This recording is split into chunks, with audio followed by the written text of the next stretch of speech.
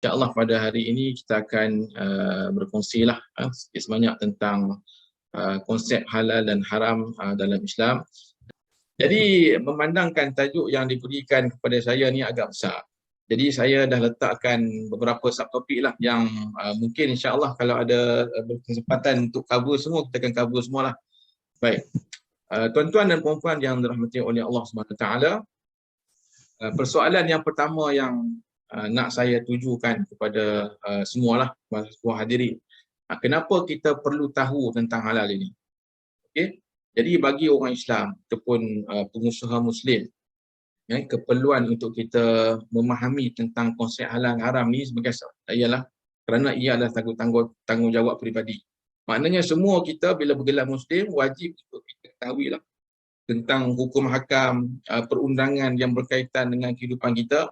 Halal haram bukan sekadar dalam soal makanan, tetapi merangkumi juga soal muamalat kita, pakaian kita, percakapan kita. Kerana semua ini tertakluk kepada peraturan yang ditetapkan oleh Allah SWT. Kemudian untuk kita menjaga hubungan sesama manusia dan hubungan dengan Allah. Kerana peraturan halal dan haram ini datang daripada sumber utama iaitu Quran dan juga Sunnah, yang mana kedua-duanya merupakan wahyu daripada Allah SWT.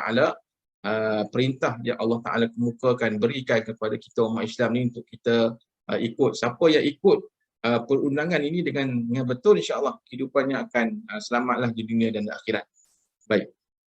Kemudian hari ini kita lihat bagi non-Muslim juga, mereka ni juga di antara orang yang paling proaktif untuk memohon persijilan halal. Sebab tu tentu kalau kita tengok dalam studi yang dilakukan, 70% di kalangan orang yang memohon persijilan halal ini datangnya daripada syarikat-syarikat non-Muslim. 70%. 30% ni orang pengusaha Muslim. Jadi kenapa mereka ni berlumba-lumba nak dapatkan persijilan halal ini, sedangkan mereka ni bukan orang Islam pun, kan? Jadi ialah kerana mereka ni menjalankan bisnes dan juga kerana pengguna yang terramai kat dunia ni, saya kata bukan dekat Malaysia pun, kat dunia ni pengguna yang paling ramai ialah pengguna Muslim. Kan kita ada lebih kurang 2 bilion orang Islam. Kemudian di Malaysia saja pun tak ramai orang Islam yang menjadi manufacturer. Yang banyak kita ni sebagai consumer. Jadi mereka ambil peluang ini untuk bisnes mereka. Kemudian keperluan undang-undang dan juga mungkin peluang perniagaan. Sebab itu hari ini kita lihat banyak kedai-kedai yang diusahakan oleh non-Muslim. Kalau dulu kita tak masuk kan. Kalau zaman dulu saya ingat orang Islam ni kalau jumpa kedai makan, kedai minum orang Cina, kita tak masuk. Kan, walaupun yang dijual itu ialah minuman saja. Tapi hari ini banyak kopitiam yang dibuka oleh orang non-Muslim, laksa, ascong dan sebagainya. Bila ada logo halal saja kita tengok yang masuk tu ialah orang Islam juga masuk. Kan? Jadi ini adalah peluang yang diambil oleh mereka. Kan? Jadi hari ini kita lihat orang non-Muslim juga berlumba-lumba untuk mendapatkan persijilan halal ini kerana peluang yang ada ini. Baik. Jadi kita pergi dulu kepada yang pertamalah tentang asas dalam sistem jaminan halal ni, asas syariah dalam sistem jaminan halal. Kenapa saya letakkan tajuk ini sebagai tajuk yang pertama? Kerana dalam halal Islamic system ni asas yang kita bincangkan ialah syariah itu sendirilah. Maknanya hukum hakam yang tertakluk kepada hukum halal. Kita nak klasifikasikan sesuatu sebagai halal ke haram ke, ataupun satu itu wajib sebagainya, ini tertakluk kepada hukum syariat. Baik, jadi kalau kita boleh kita dapatkan satu gambaran yang lebih besar. Sebenarnya apa yang kita buat hari ini ialah salah satu daripada cabang syariah lah. Kerana syariah ni adalah satu cara hidup sebenarnya. Cara hidup. Jadi dia merangkumi ataupun mengawal kita supaya menjadi seorang Muslim yang baik. Baik, jadi kita bincangkan tentang syariah ni, dia terdiri daripada tiga kategori yang besar, iaitu akidah, ibadah dan akhlak.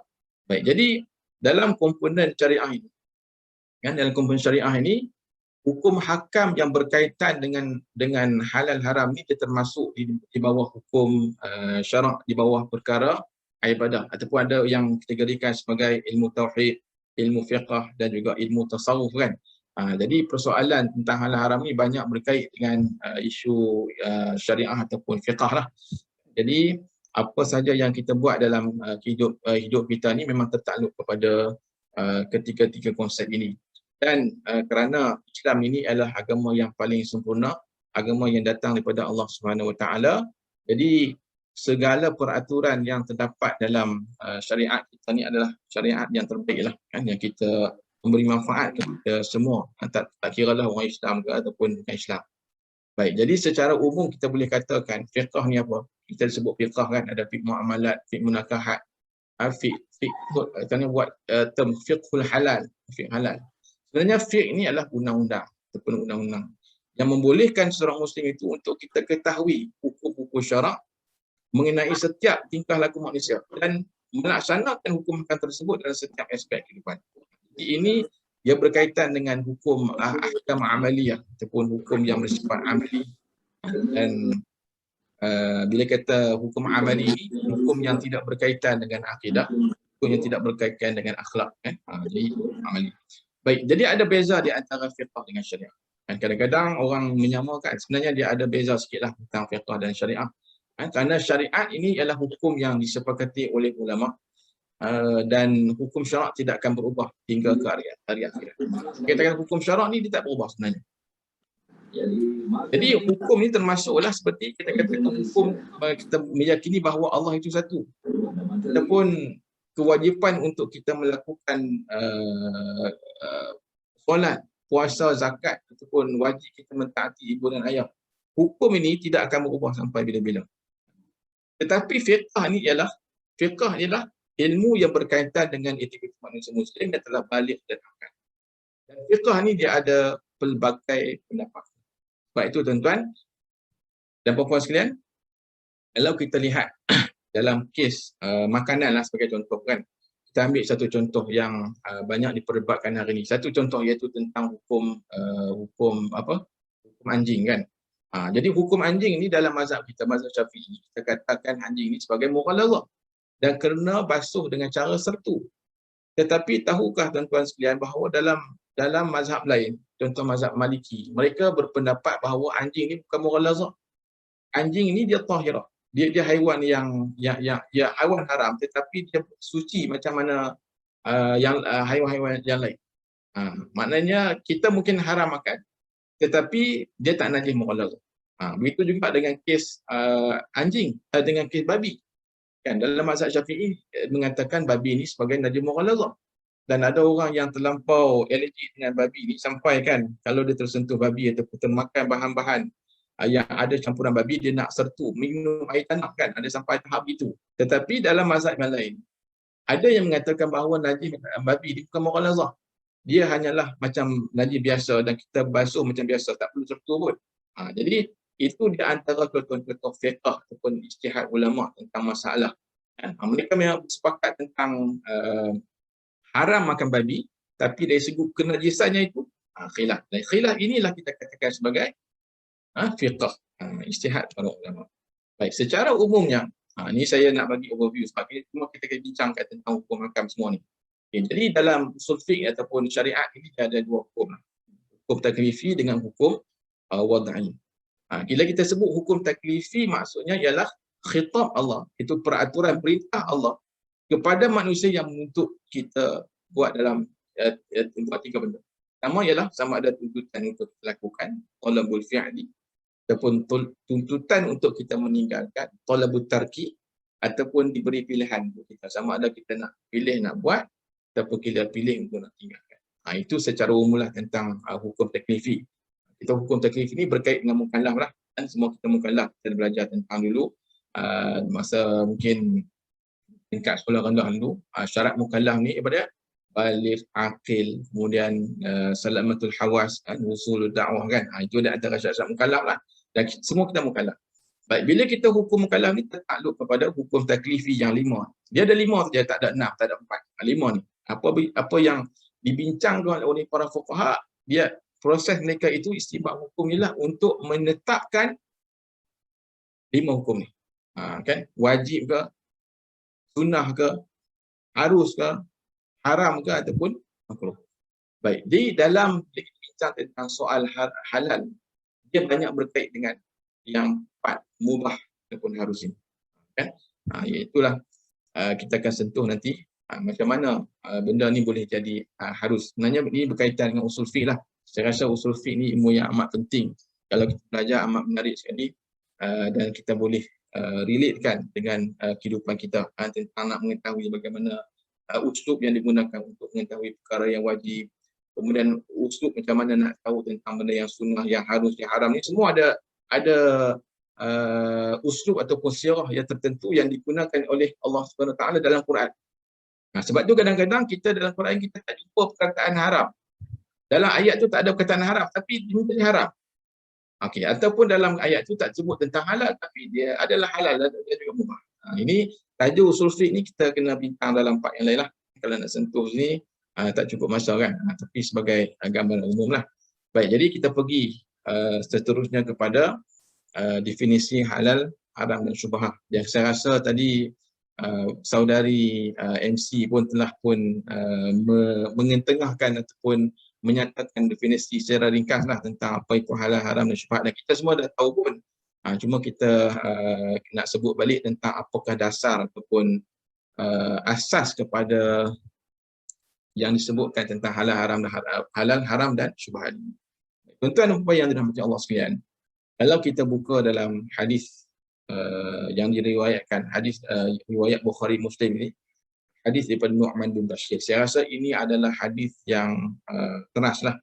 Kalau kita nak bincangkan tentang persoalan halal haram ini, inilah hadis yang kita akan rujuk. Nabi dah jelaskan apa itu halal, apa itu haram dan bagaimana kita nak mengelakkan daripada perkara syubhat ini. Nabi kata innal halala bayyin, yang halal itu jelas, wa innal harama bayyin, dan juga yang haram itu jelas. Wa bainahuma umurun mushtabihat. Di antara halal dan haram ini ada satu lagi, grey area, benda yang syubhat. Dan Nabi sebut dah, syubhat ini ialah la ya'lamuhunna katsirun minan nas. Syubhat ini satu ruang yang mana ramai manusia tak tahu. Kalau kita tengok dalam bagaimana Nabi gunakan la ya'lamuhunna katsirun minan nas, penegasan, ada takkid di situ. Maknanya memang ramai orang tak tahu tentang benda-benda yang syubhat ini. Contohnya, kita mungkin tahu tentang babi itu haram. Kita tahu bahawa arak itu najis dan haram. Tetapi apabila dalam produk semasa ini digunakan perkataan-perkataan yang mana kita pun tak tahu perkataan ini halal haram ni, contohnya kita tahu bahawa darah itu haram kerana jelas disebutkan damul masfuh pun darah mengalir dalam Quran. Tapi kalau digunakan perkataan plasma ataupun transglutaminase kan, enzim sekian, glycerin, trypsin, kemudian lanolin dan sebagainya. Itu perkataan yang saya rasa amat saintifik, yang mana kalau kita tidak berpandukan pada logo halal yang ada pada produk itu, mungkin akan terpakai ataupun terguna benda-benda yang melibatkan unsur syubhat ini. Baik. Jadi apa yang ditegaskan oleh Nabi SAW dalam hadis ini, sambungan daripada hadis ini ialah famanittaqa syubhat faqad istabara li dinihi wa 'irdihi. Siapa yang menjaga dirinya daripada perkara yang syubhat ini, maka sebenarnya dia telah pun menjaga agamanya dan juga dari segi maruah isteri. Siapa yang sering melakukan perkara yang syubhat ini, dia waqa'a fil haram. Sebenarnya dia telah pun jatuh dalam melakukan benda-benda yang diharamkan oleh syariat. Di bawah sekali, akhir sekali itu tujuan. Tujuannya. Hadisnya juga nak ceritakan kenapa perlu kita tekankan penjaga benda-benda yang bersifat syubhat ataupun haram ni, kerana untuk kita menjaga hati kita. Kerana hati kita ni ada mudghah, ada seketul daging. Apabila baik daging ini, maka akan baiklah seluruh tindakan kita. Dan apabila daging ini busuk, hitam, maka akan rosak segala-galanya kan. Jadi ialah qalbun ataupun jantung lah. Qalbun ni dalam bahasa Arab ni jantung, kan kita sebut hati kan. Baik. Jadi secara umum kalau dikatakan halal ni, kita sebut halal ni semua orang dah tahu dah kan. Halal ni ialah benda yang haruslah, mubah dalam bahasa Arab, sulfit sebutkan sebagai mubah kan. Jadi nak tahu bagaimana benda yang halal ni, ada uslubnya. Sirah. Siapa yang belajar usul fiqh dia tahulah bagaimana Allah Taala, kita nak tahu ayat tersebut halal ataupun mubah, kan. Kadang-kadang Allah gunakan perkataan uhilla. Al-yawma uhilla lakumut thayyibat. Ada perkataan dinyatakan secara jelas halal. Dihalalkan. Kadang-kadang tak guna perkataan uhilla tapi digunakan perkataan la junaha alaikum, la ithma alaih, kan. Jadi faman ittarra ghaira baghin wala 'adil fala ithma alaih. Sesiapa yang terpaksa melakukan sesuatu perkara ini secara terpaksa, perkara yang haram secara terpaksa, maka fala ithma alaih. Jadi adanya perkataan la ithma itu menunjukkan benda yang jadi ada banyaklah perinciannya yang disebutkan, tapi konsep asasnya ialah kita halal ni benda yang tidak ada dalil yang menunjukkan perkara itu haram, ataupun memang ada dalil yang menerangkan kehalalannya. Inilah daripada konsep ini para ulama fiqh mengeluarkan satu kaedah yang namanya al-aslu fil asya al-ibahah, ataupun disebut sebagai al-ibahatul asliyah. Banyaklah benda-benda yang halal ni kalau kita nak kaitkan dengan kaedah tersebut, iaitu apa sahaja hukum ataupun perkara yang tidak ada nas yang jelas mengharamkannya, maka benda itu boleh dikategorikan sebagai mubah lah. Ini banyaklah haiwan ke ataupun dalam tumbuhan pun banyaklah tentang isu-isu yang halal ataupun mubah ini. Kemudian haram semua dah jelas, kan? Benda yang diharamkan, benda yang ada dalil yang mengharamkannya. Dan jadi specialnya kita ni kalau kita tengok tentang bab haram ni tuan-tuan, waqad fassala alaikum ma hurrima alaikum. Waqad fassala lakum ma hurrima alaikum. Telah diperincikan kepada kamu benda-benda yang haram untuk kamu makan, untuk kamu gunakan. Jadi dalam Quran ni kalau kita perhatikan, maksudnya ialah Allah Taala memperincikan benda yang haram tu, tapi tidak diperincikan benda-benda yang halal. Kerana apa tuan-tuan? Kerana dengan kita master, mengetahui, kita menguasai benda-benda yang haram ni, secara automatik kita dapat tetapkan hukum-hukum lain yang berkaitan dengan benda-benda yang halal. Kecuali lah kadang-kadang benda-benda yang melibatkan penggunaan teknologi tinggi, kan, high teknologi dalam produk makanan dan sebagainya, itu mungkin kena kajian yang lebih rinci lah. Tetapi secara dasarnya, sebenarnya kita nak jadi pakar halal, bagi saya kita perlu pakar yang haram tu, kan. Kalau kita masyi ataupun kita kuasai semua yang pendetailan haram, kita tahu semua, maka yang ni kita boleh lantik sebagai pakar, kerana dia akan jadi penyelesai lah. Kat mana kita had kita, yang ni haram tak boleh. So yang selain pada haram tu ialah benda yang halal, dengan syarat tidak memudaratkan, dengan syarat tidak mendatangkan kebinasaan, beracun dan sebagainya, kalau dalam konteks baik. Jadi bila kita kata haram ni, contohnya macam makan bangkai, buka aurat dan sebagainya, dan persoalan halal haram ni sebenarnya bukan berkait dengan makanan saja, tetapi berkait dengan semua sekali lah, tingkah laku kita, pakaian kita dan sebagainya.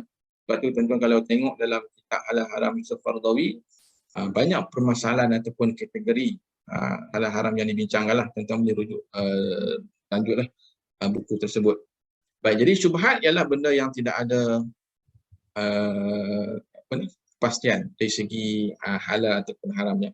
Jadi kalau kita ikut kepada tafsiran yang diberikan oleh Imam Ibn Munzir, dia kata syubhat ni ada 3 benda, 3 makna. Pertama, sesuatu yang diketahui haram, kemudian kita ragui benda ni haram, kemudian kita ragui halal ke haram, jadi syubhat. Yang kedua, benda yang diketahui tentang halal, kita tahu benda tu halal, kemudian kita ragu pula, kan? Mula kita tahu benda tu halal tu pun kita timbul keraguan tentang kehalalan. Jadi itu juga tergolong dalam kategori syubhat ikut Imam Ibn Munzir. Kemudian yang ketiga ialah sesuatu yang diragui halal dan haram. Kita pun tak pasti sama ada sumber ingredient asal untuk buat benda itu adalah daripada sumber yang halal atau haram. Maka ini dalam kategori benda yang syubhat lah. Sebagai contoh tuan-tuan, hari ini saya dalam beberapa bulan ini saya terlibat dengan satu kajian untuk menetapkan hukum Erisa, ubat Erisa Irsa ni ialah ubat yang dibuat oleh syarikat pharmaceutical untuk kita merawat penyakit dialisis, orang yang penyakit buah pinggang buah pinggang. Jadi dia ada satu bahan erythropoietin tu yang diambil daripada Chinese hamster kan. Chinese hamster ni tahun 1951 dulu dia punya induk dia. Kemudian diambil sel daripada ovari Chinese hamster ni, kemudian di culture proses dia dan akhirnya dibiak-biakkan. Protein tersebut digunakan untuk merawat penyakit orang yang sakit buah pinggang ini. Jadi oleh kerana tempoh yang begitu lama dah tapi Chinese hamster tak semilih lah. Cuma dia dah berlaku proses pembikinan ubat tu, dia melalui proses istihalah dan sebagainya. Jadi dalam kes macam ni kita nak kategorikan dia sebagai satu ubat tu. Dan syarikat tersebut dia nak apply halal sebenarnya. Jadi banyak benda lah kita perlu perhatikan. Jadi dari segi sumber asalnya, prosesnya, ingredient yang digunakan, kemudian kita compare pula dengan standard yang ada. Itu prosesnya lah yang maknanya nak habis lah, tapi tak boleh lah dicekluskan dia punya hukumnya lagi. Tapi nak ceritanya, kalau kita tak tahu tentang sumbernya, maka itu dikategorikan sebagai syubhat. Baik. Jadi inilah benda yang saya katakan tadi. Kadang-kadang kita amat berhati-hati dengan apa yang masuk ke dalam mulut kita, sama ada halal ataupun haram. Tapi hari ini ramai orang yang tidak berhati-hati dengan apa yang keluar daripada mulut.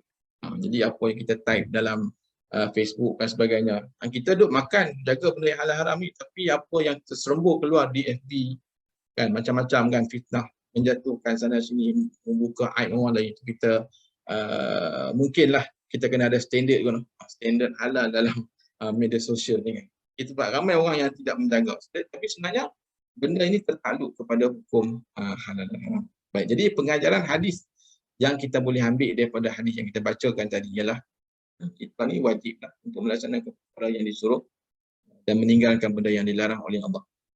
Yang keduanya, kita wajib fikir terhadap hukum hakam agama ni supaya kita tidak terjerumus dalam syubhat. Jadi kena usaha seboleh mungkin untuk kita memahami tentang benda-benda yang haram tadi tu, supaya kita tidak terlepas dalam melakukan benda-benda yang syubhat. Dan akhirnya apabila Nabi SAW menyebut tentang permasalahan hati tadi, jadi kita perlu didik hati kita dengan amalan zikir ke, benda-benda yang boleh melembutkan hati. Dan juga kenapa tak makan benda yang haram ni, kerana dia memberi kesan lah kepada hati kita. Jadi bila hati dia ada masalah, dia akan mendatangkan masalah kepada benda-benda yang lain juga. Baik. Kemudian kita masuk kepada penentuan hukum halal. Halal bagaimanakah hukum halal ni ditetapkan oleh para ulama, apakah sumber rujukan asasnya. Jadi secara umumnya, kalau kita boleh lihat balik kepada sumber rujukan hukum syarak ni, dia ada dua kategori lah. Dia ada kategori sumber utama ataupun masadir asliyah. Yang kedua kita ada masadir tabaiyah ataupun masadir sumber sekunder kan. Jadi sumber utama ialah Quran dan Sunnah. Kerana kedua-duanya ya wahyu. Kalau Quran lafzan wa ma'na daripada Allah, kalau Sunnah ni kita wahyu daripada Allah, tapi Nabi sampaikan kepada umatnya dengan bahasanya. Dan sumber sekunder ini juga diguna pakai sebenarnya dalam penetapan hukum hakam yang berkaitan dengan halal ni. Ijma', qiyas, uruf, istihsan, maslahah, istishab, masalih mursalah, sadu zari'ah, qaul sahabi, semuanya berkaitan tu. Jadi bagi seseorang yang nak belajar, nak jadi pakar halal haram ni, mungkin dalam ni ada dekat dengan pelajar, pelajar-pelajar saya ataupun pelajar FPT lain yang nak jadi mungkin pakar halal masa hadapan, memang kena belajar usul fiqh. Kerana banyak hukum hakam halal hari ni yang banyak kita asaskan kepada uruf. Kan? Sebagai contoh tuan-tuan, dalam fatwa Jakim, ada satu fatwa yang dikeluarkan tentang hukum menternak lintah dan juga cacing. Kita tak makan kan? Tak, uruf kita tak makan lintah dan cacing ini sebagai menjadikan sebagai makanan. Kerana pada uruf kita jijik. Kan? Sedangkan lintah itu dia hidupan akuatik pun. Hidupan akuatik maknanya termasuk dalam hidupan air yang tidak ada dalil yang mengharamkan, tetapi kita tak makan kerana atas dasar jijik, al-khabith ataupun khaba'ith. Tetapi ada di kalangan masyarakat kita yang menternak cacing dan lintah ni untuk tujuan kosmetik dan perubatan. Kan? Dia ternak saja dan jual. Soalannya, apakah hukum hasil yang dia terima daripada pekerjaan tersebut, penternakan cacing dan lintah? Kalau kita tengok kepada fatwa yang dikeluarkan oleh pihak hakim, kan, hukumnya adalah harus. Hukum pendapatan yang kita dapat daripada penternakan lintah dan cacing ini adalah harus, mubah. Kenapa? Kerana tidak ada dalil yang jelas yang mengharamkannya. Cuma kita anggap secara adat kita, uruf kita, khabith, benda tu jijik kan. Tapi jadi atas dasar ini dia harus untuk diniagakan tapi haram untuk dimakan. Penetapan apa lagi tuan-tuan? Hukum ulat ponggok ni dalam Sarawak tu ulat apa? Ulat mulung kan? Ulat mulung. Banyaklah benda-benda yang berkaitan dengan uruf ni. Mungkin uruf ni juga berbeza di antara tempat kan. Orang Arab dia tak makan lah jenis-jenis macam siput sedut, siput kerang semua tak makan. Kita tibai semua kan. Ada siput masak lemak dan sebagainya. Jadi itu peningkat uruf. Dan hari ni dalam zaman COVID-19 ini kan banyak kita guna, para ulama menggunakan kaedah sadu zari'ah. Khasnya dalam menetapkan hukum yang berkaitan dengan vaksin. Kan? Vaksin Sinovac. Dan tuan, ada di kalangan di antara vaksin yang sumbernya daripada ginjal monyet. Tetapi halal. Halal atas dasar, bukan dia dapat persediaan halal, tapi halal atas dasar darurat. Itu permasalahan sadu zari'ah ataupun untuk kita mengekang penularan wabak ni. Dan apa yang kita buat hari ni untuk ditutup masjid. Kalau di Selangor ni masih lagi solat 6 jemaah saja, 6 orang saja untuk solat 5 waktu. Kemudian dinaikkan sikit untuk solat Jumaat, dulu 6 orang, hari ni 40 orang untuk solat Jumaat. Jadi kalau kita tak belajar tentang usul fiqh ni, kita kata apa ni semua bercanggah dengan nas syarak ataupun Nabi tak suruh macam ni. Tapi kalau kita perincikan tentang ijma' qiyas ataupun hukum-hukum yang lain ini, memang kita akan mendapati bahawa amat penting untuk kita belajar usul fiqh. Contoh lain tuan-tuan, tentang permasalahan zakat. Kan? Kalau kita baca hadis, Nabi suruh kita keluarkan zakat dengan utul balad ataupun makanan ruji asaskan. Dulu saya ingat lagi masa kecil-kecil dulu, kita kalau tengok ayah kita bagi zakat ni, kita tolak-tolak kan beras tu. Tapi hari ni mana ada orang bagi beras ni. Kita hanya pergi jumpa amil, bagi duit dekat dia. Kita bayar dengan nilai. Dengan nilai beras. Kan? Dan hari ni hebat lagi kan. Zaman pandemik kita tak jumpa amil, nak salam pun ikut. Tapi kita hanya transfer online saja. Kan? Tak ada orang doakan kita. Kita doakan sendiri untuk kita. Kita transfer online. Hukumnya boleh tak boleh tuan-tuan? Sedangkan hadis suruh kita keluarkan menggunakan beras. Sedar ataupun tidak, hari ini kita telah pun menggunakan mempraktikkan amalan ataupun hukum yang dinyatakan oleh mazhab Hanafi. Iaitulah kita menggunakan nilai semasa dalam untuk mengeluarkan zakat fitrah. Jadi sebenarnya inilah kepentingan kita belajar secara mendalam tentang usul fiqh ni, sumber perundangan ni, kerana kita takkan menyalahkanlah autoriti agama mengeluarkan hakam yang mungkin pada pandangan kita nampak bercanggah dengan Quran dan hadis, tapi sebenarnya itu memenuhi roh syariat. Jadi tuan-tuan, saya nak ambil sikitlah petikan daripada Quran. Kita tentukan hukum halal sebenarnya ialah perintah daripada Allah Subhanahu Wa Taala. Asalnya lah. Jadi sebab tu kalau tengok dalam Quran ada banyak ayat, saya ambil beberapa sahaja ayat ni untuk kita compare dan perincikan kenapa perlunya kita untuk makan benda-benda yang halal dan tayyiban. Kita perkataan famous hari ni, halal dan tayyiban. Kerana dia berasal daripada lafaz yang digunakan dalam Quran. Dan surah Baqarah itu contoh, ya ayyuhan nas kulu mimma fil ardi halalan tayyiban wa la tattabi'u khutuwatis syaitan innahu lakum aduwwun. Bagi orang yang mungkin pertama kalilah mendengar bicara halal macam ni, kan? Kita tengok ayat ni. Ya ayyuhan nas. Ayat ni khitabnya juga kepada siapa? Kan? Biasa kita jumpa dalam Quran, ya ayyuhallazina amanu kan. Tapi dalam Quran, ayat halalan tayyiban ini kan, ya ayuhan nas, wahai sekalian manusia. Maka maksudnya hukum halal tayyib ni sebenarnya dia tujukan bukan untuk orang Islam saja, tetapi untuk semua. Benda yang halal tayyib ni baik untuk semua sekali. Kerana bila kita ikut, benda yang halal tu sudah pasti benda yang mendatangkan manfaat kat kita. Benda yang haram ni tuan-tuan kajilah. Haram ni, contoh kita ada haram dalam muamalat ke, haram dalam munakahat ke, haram dalam makanan. Semuanya benda-benda yang memudaratkan saja.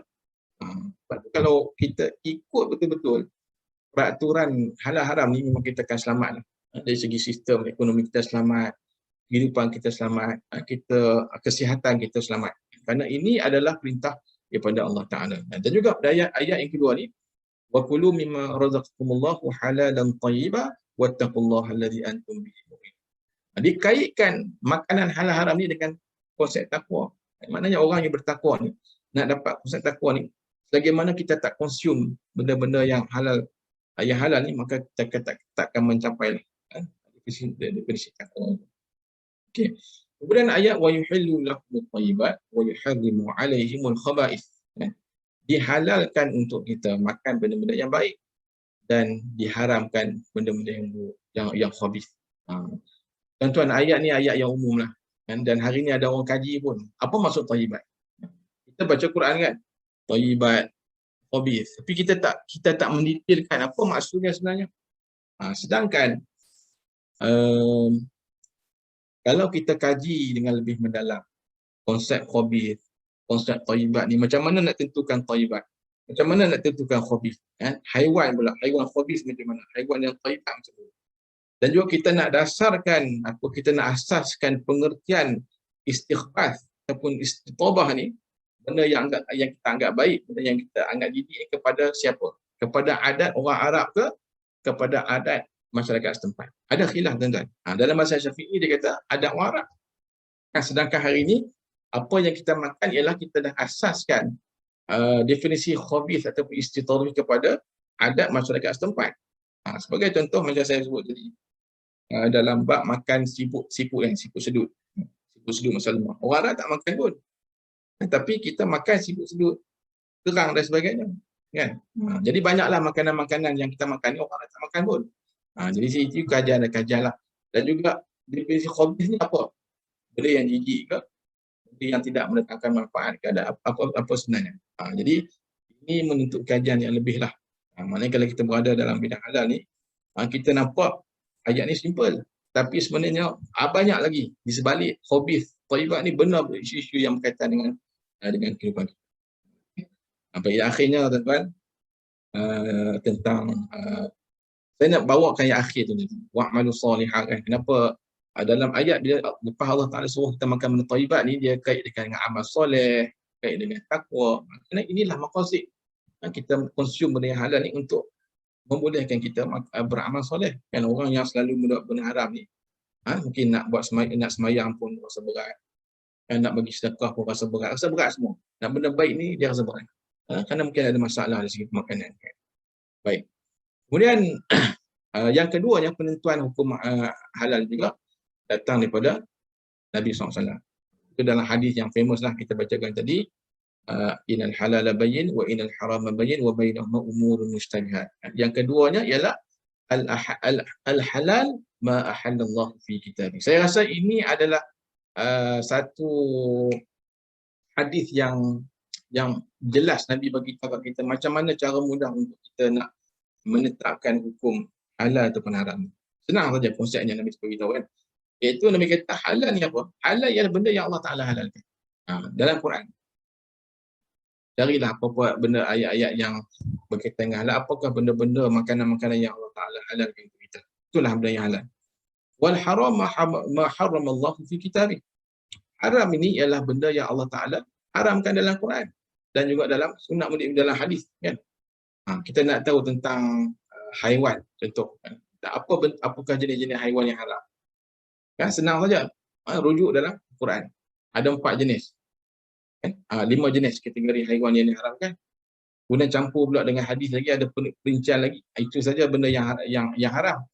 Selain daripada yang diharamkan itu ialah termasuk dalam kategori benda yang halal. Itu konsepnya lah.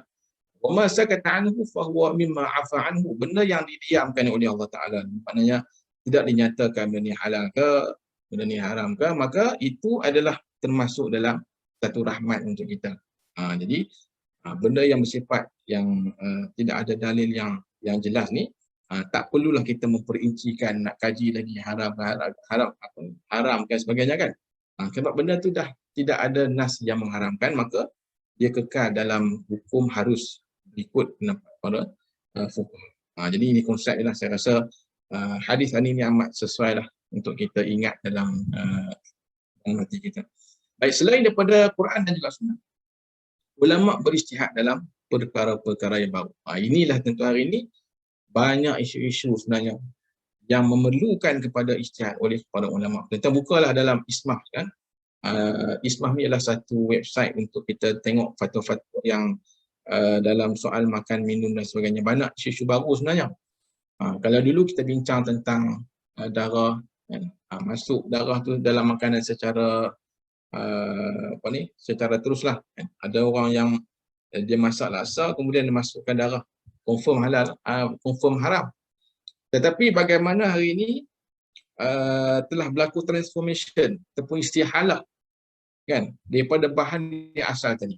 Dalam gelatin, gliserin, tripsin, lanolin dan sebagainya, semua ambil daripada sumber haiwan ni. Kemudian dia berlaku proses yang amat rumit, jadi kompleks proses, kemudian dia menghasilkan satu end produk yang berlainan dengan produk yang baru. Jadi inilah tuan-tuan benda-benda yang perlukan kepada kemahiran untuk kita istinbat hukum, ijtihad hukum, yang mana asasnya perlu diletakkan kefahaman terhadap usul dan usul fiqh yang mendalam.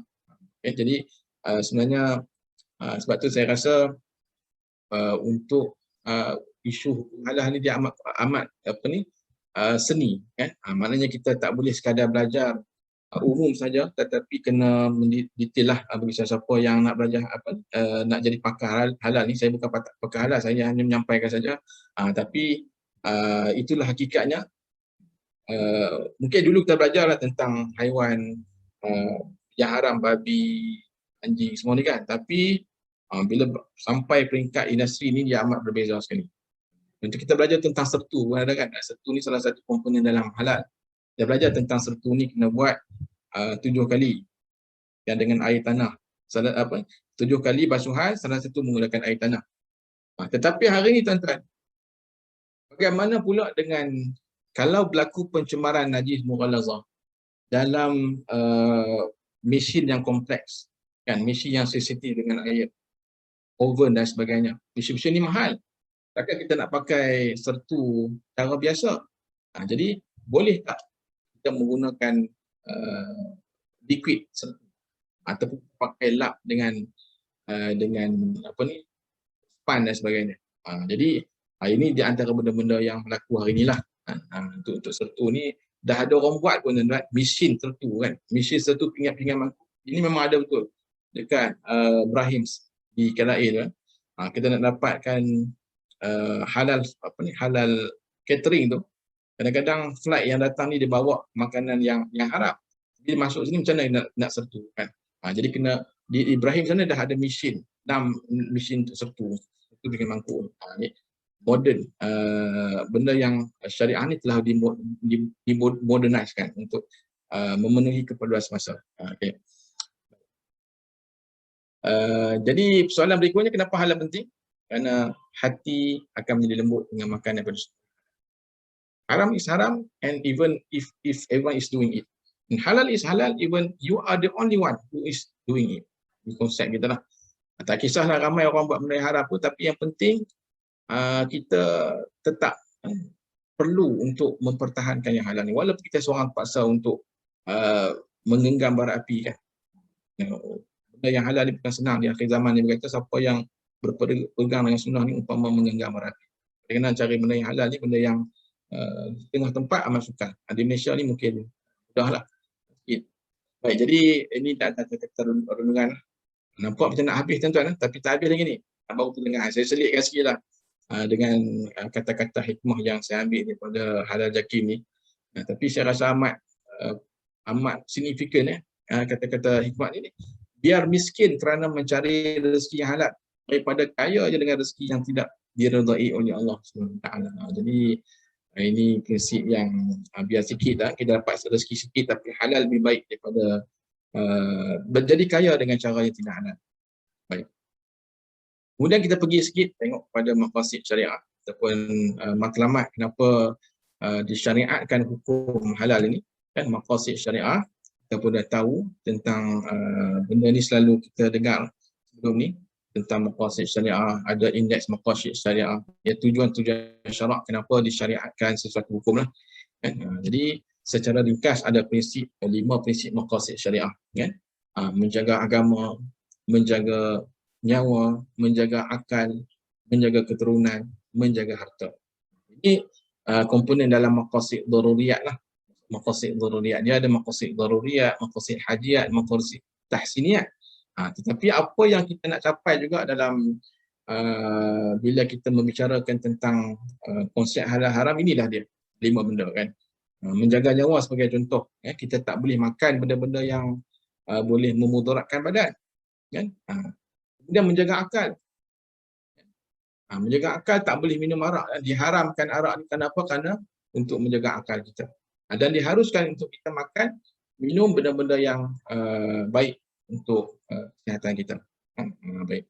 Jadi menjaga harta, menjaga keturunan, dengan disyariatkan menjaga keturunan ini syariat perkahwinan secara sah, diharamkan zina. Kalau menjaga harta ni diharamkan mencuri. Kemudian disyariatkan untuk kita bekerja dengan pekerjaan yang halal. Baik. Jadi sebenarnya kalau kita nak ukur benda-benda yang haram sebenarnya sikit saja. Yang Allah Ta'ala haramkan sikit. Tapi oleh kerana hari ini benda yang haram ni diindustrikan. Menjadi riba tu contoh, kan. Riba diharamkan. Tapi apabila dia menjadi satu industri yang berkembang biak dalam masyarakat kita, maka ramai orang terlibat dengan riba. Sedangkan sumber-sumber untuk mendapatkan pendapatan yang halal selain riba tu banyak lagi. Jadi kita hanya fokus ataupun dipopularkan dengan benda-benda yang haram. Ini di antara cabaran hidup kita di akhir zaman lah, tuan-tuan. Kerana kita ni umat Islam banyak sebagai consumer, bukan sebagai penjual. Okay. Okay, yang ni saya nak sentuh juga tentang maqasid ataupun prinsip halal haram ni. Halal haram ni ada 11 prinsip, tapi saya rasa tak sentuh semua kot. Semua saya nak sebut beberapa lah, kan. Dalam halal ni, benda ni penting untuk kita ketahui prinsip. Tuan-tuan boleh rujuk lebih prinsip ni dalam kitab Halal Haram Yusuf Qaradawi. Okay.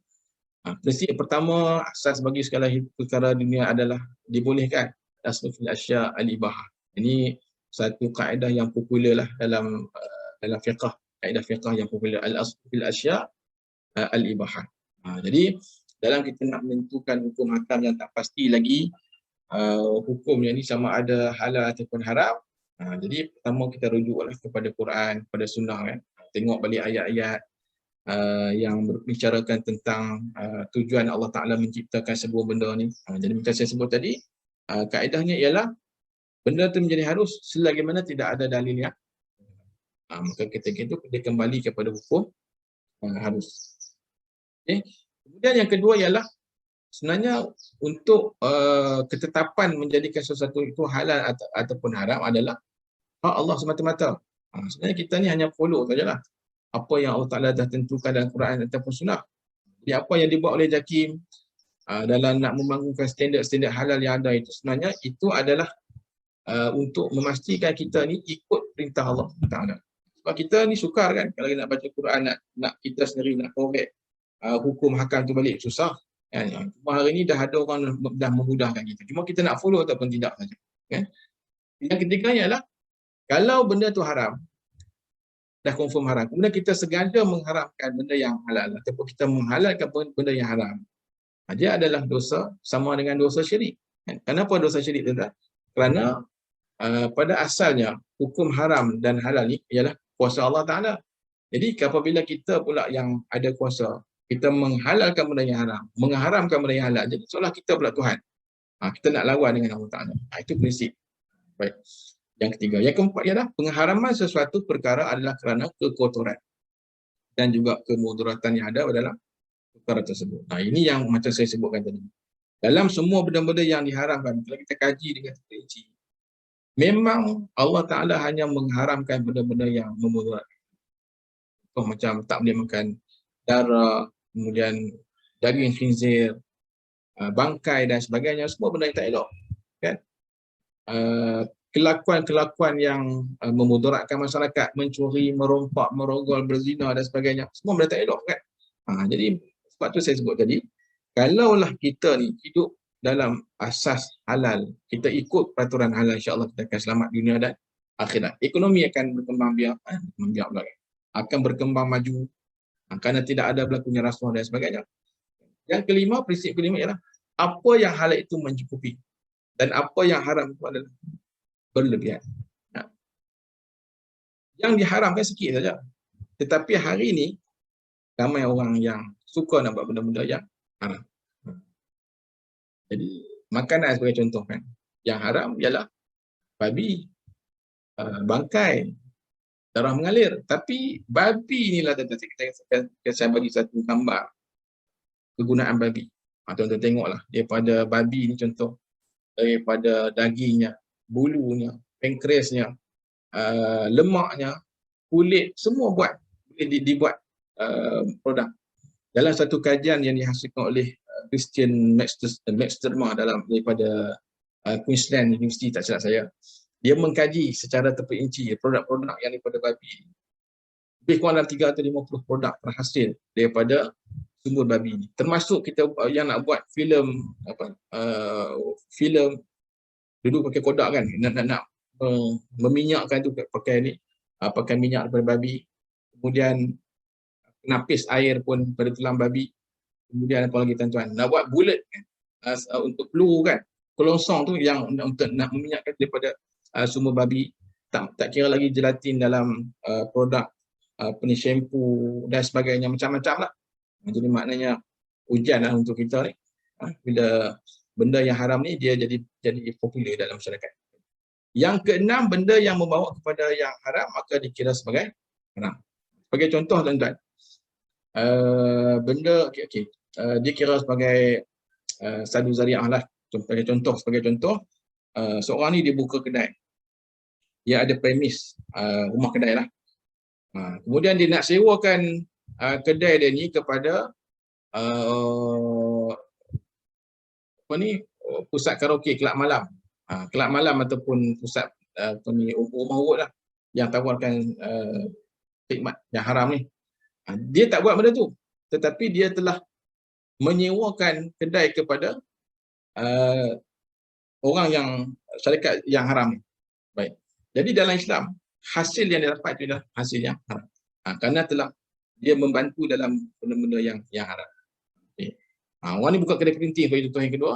Buka kedai printing, tiba-tiba datang kepada dia orang syarikat Along nak tawarkan pinjaman dengan riba ni. Dan dia ambil job tu. Hukum pendapatan dia daripada dia printing stiker untuk mempromosikan benda yang haram tadi, hukumnya adalah haram. Kan? Itu prinsip jaga sebagai tahap itulah. Yang ketujuh, sengaja mengatakan benda yang haram adalah sebagai halal adalah dilarang dan sebagainya. Benda itu dah haram, tapi kita kata halal. Kan? Saja tak nak ikut. Itu adalah benda yang dilarang.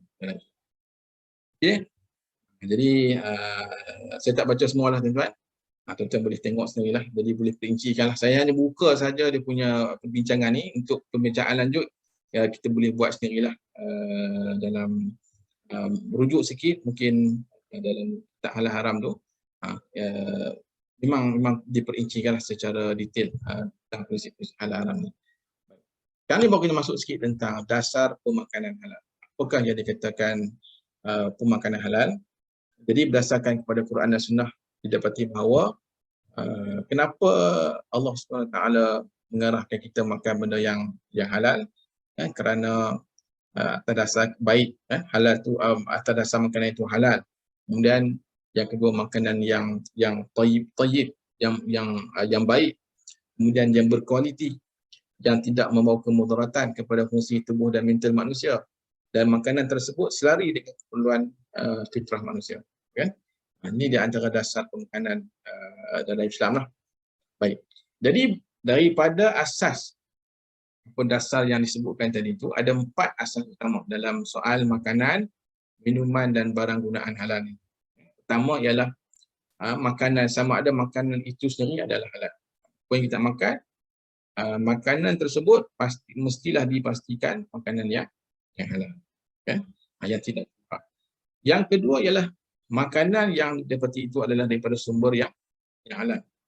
Ini benda yang penting tentang sumber yang halal ni. Kerana kalau tengok dalam standard halal Malaysia pun, inilah benda yang ditekankan. Apakah sumbernya, raw materialnya. Dan dalam standard kita ni, kita tak tengok kepada end product. Kita tengok kepada raw material. Apakah bahan asas yang dihasilkan.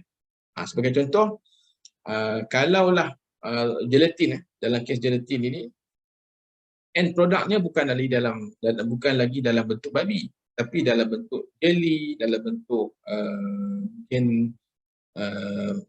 mungkin chewing gum, dalam bentuk makanan, minuman ataupun dalam bentuk bahan gunaan. Tetapi yang dilihat ialah sumbernya apa. Jadi kalau sumbernya datang daripada babi, maka jadilah orang pun lepas tu, contohlah, jadi apa pun jadi ada.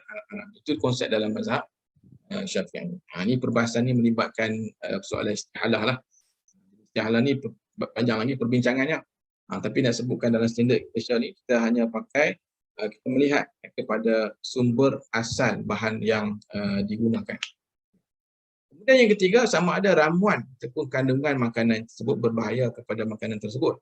Tengok ingredient, bukan sekadar bahan asas yang digunakan, tapi apakah ingredient lain, bahan yang dimasukkan dalam sesuatu makanan dan minuman.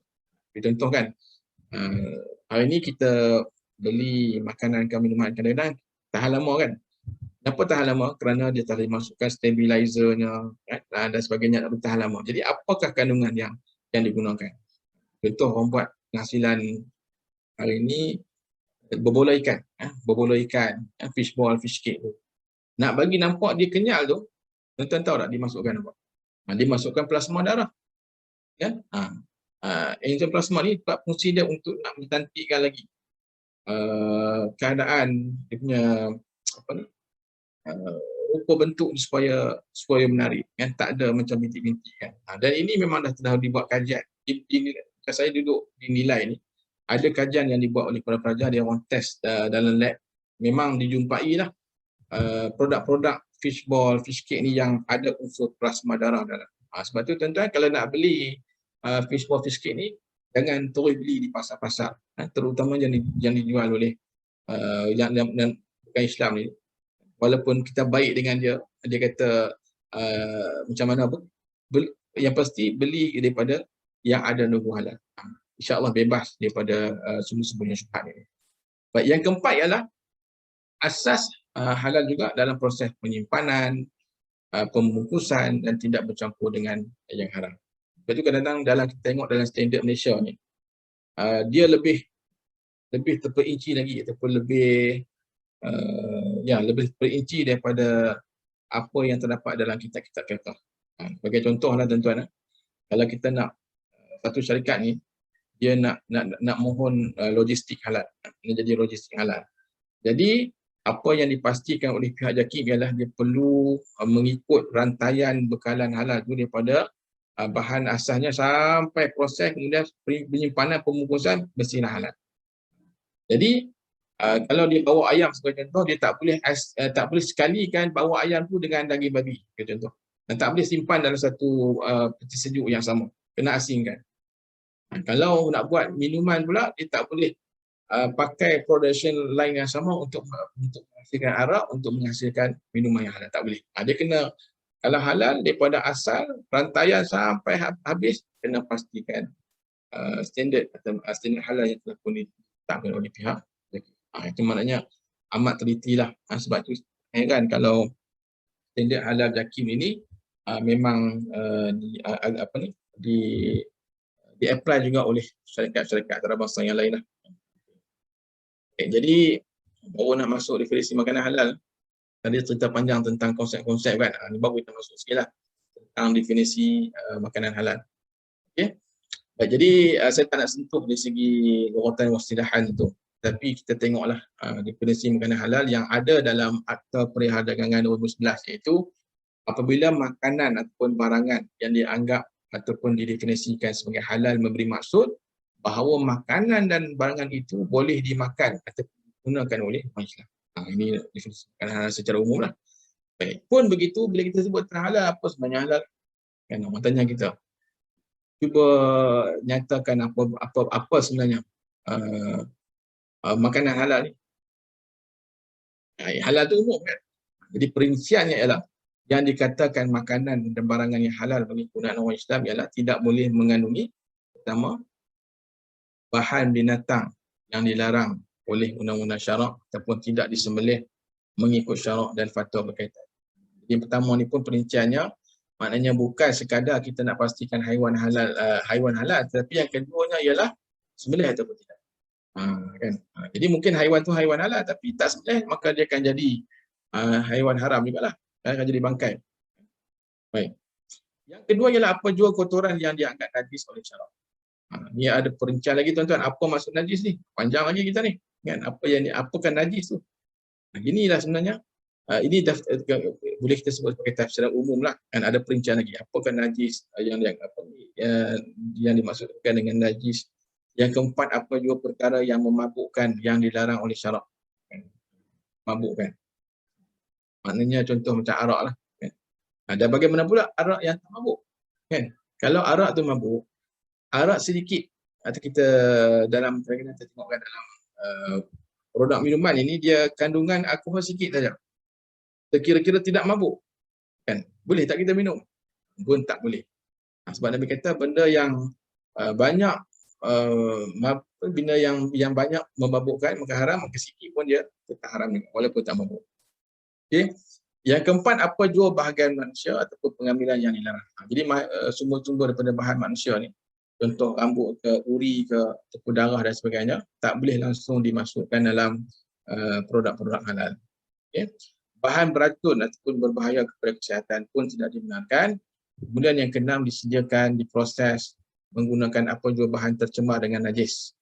Contohnya dalam production line ini, kan, dia tercemar dengan najis. Najis mughalazah ke yang lain, maka dalam konteks standard dia takkan dapat lah persediaan halal kalau dia bahan tersebut bercampur ataupun tercemar dengan najis. Sebab tu tuan-tuan penting untuk kita tengok logo halal ni. Sebab dalam kes-kes yang berlaku dalam akhbar dan sebagainya kita tengok, kadang-kadang syarikat bihun dia senang je nak keliru orang Islam ni. Kita letakkan masjid, letakkan untuk lebay pakai tempat haji pakai serban, letak nama apa ni Islamik sikit, akan ramai orang beli kan.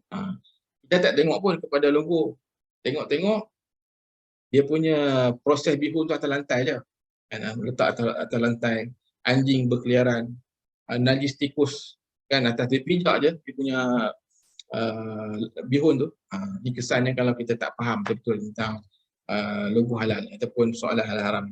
Yang ketujuh, tidak mempunyai pencemaran dengan sebarang najis ataupun kotoran ketika proses penyediaan, perpindahan ataupun penyimpanan. Maknanya nak simpan kena storage yang asing khas untuk halal saja, tak boleh campur dengan yang lain.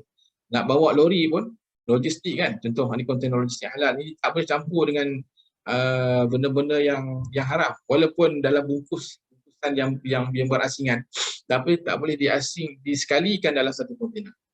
Sampai tahap itulah. Maknanya kalau syarikat ni nak mohon halal tapi dia buat bawa barangan ni dalam satu kontainer yang satu lori yang campur dengan benda yang haram, maka dia takkan dapat bersih dan halal lah oleh JAKIM.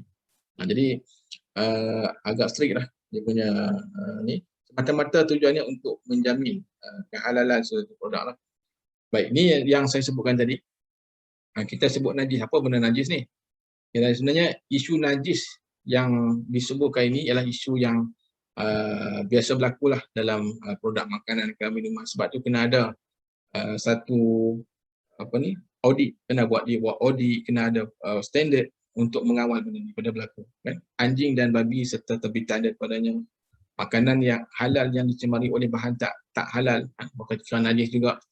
Dan makanan halal yang bersentuhan dengan bahan-bahan yang tidak halal, akan jadi najis, ditulis sebagai najis juga.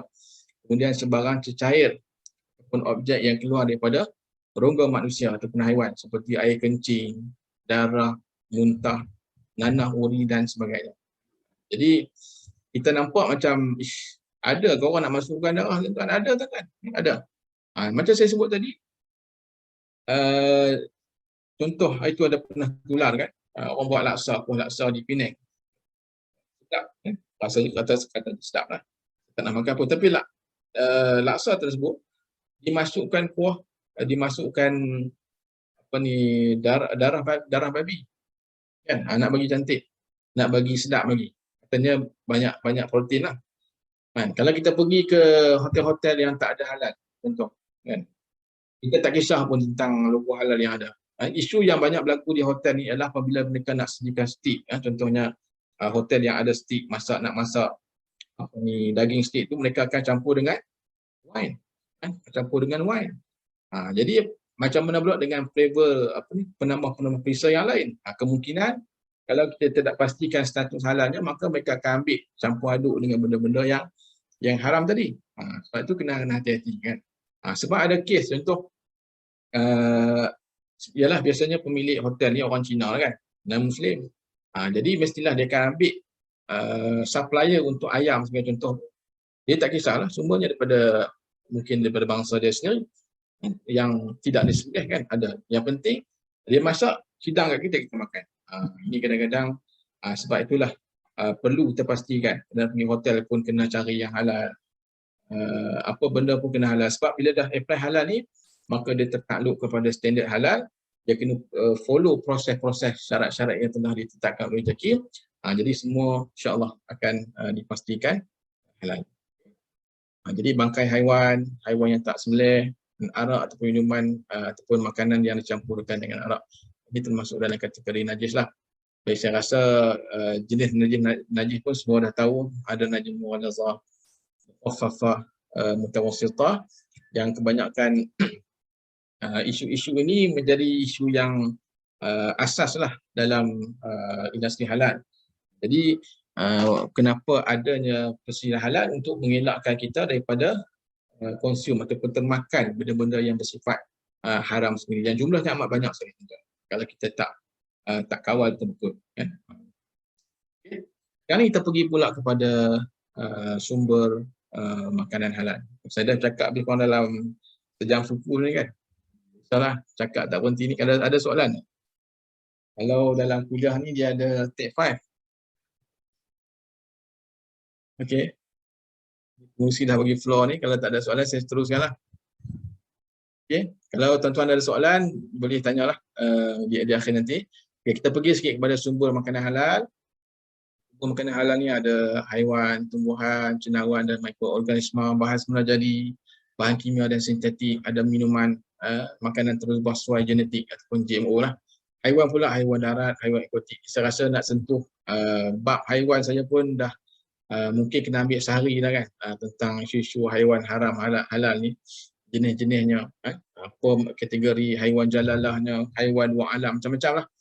Jadi saya tak sempat nak sendiri, tapi saya syorkan lah kalau tuan-tuan nak dapat maklumat penuh tentang haiwan ni ataupun isu-isu yang kita bincangkan tadi, boleh juga untuk cuba mendapatkan kupasan lanjut lah daripada 2 buku ini, buku halal haram haiwan menurut Islam dan fatwanya di Malaysia, yang saya sendiri yang tulis, hasil kajian yang saya buat di peringkat PhD. Okey. Yang dalam buku pertama ni diceritakan secara jelas lah tentang, insya-Allah berserta gambar tentang jenis-jenis haiwan yang dilarang kita bunuh, haiwan yang disuruh kita bunuh, haiwan yang jijik, haiwan jalalah, haiwan dua alam, kan? Hukum makan belangkas, hukum cicak tok, macam-macam lah fatwa yang ada ni, unik sebenarnya. Khilaf yang paling banyak berlaku dalam bab haiwan, kan? Untuk makluman lah. Sebab tu kita ada di setengah tempat, kan?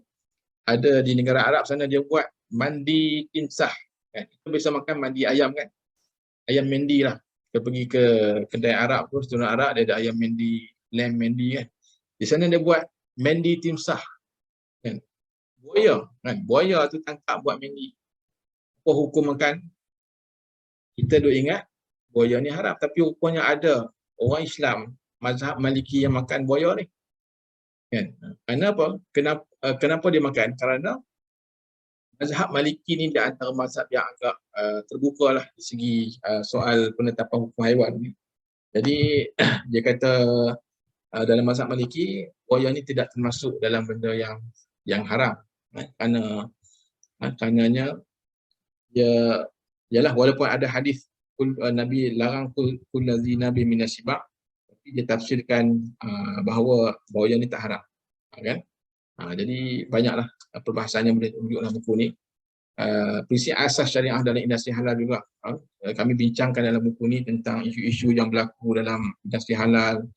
Contohnya bakteria menghasilkan yogurt, kita ambil daripada najis bayi, kemudian kita culturekan buat yogurt. Ada hukum bon China, pinggan mangkuk yang kita buat daripada sumber tulang, penapis air tulang haiwan.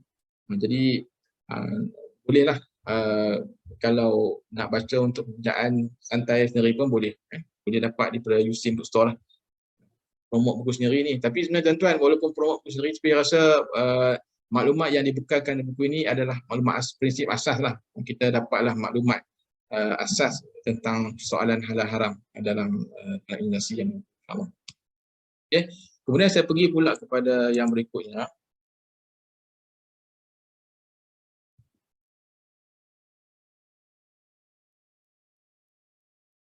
Tak boleh nak klik Okey, boleh. Okey.